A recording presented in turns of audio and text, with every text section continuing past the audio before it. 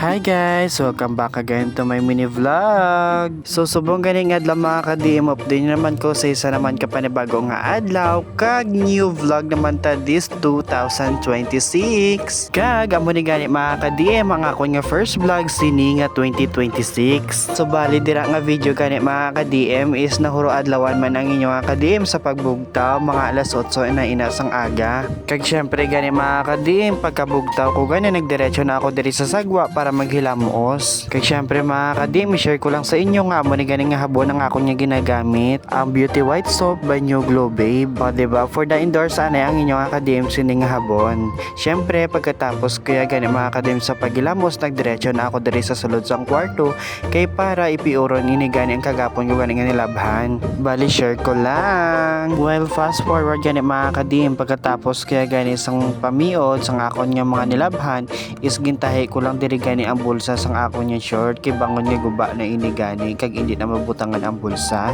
kag amo na gani nga gintahi ko na ini kag samtang nga panahiman gani ako mga ka-DM is may nagtawagan isa akong sagwa nga nagabot ng galing akon nga parcel kag nagwa na lang ako kag kuha ko na ini gani ang parcel kag pagkatapos ko sang kuha sang parcel is nagsulod ako diri sa sulod sang balay kag imbutan ko lang di ani mga ka-DM sa lamesa kay karon ko lang ni gani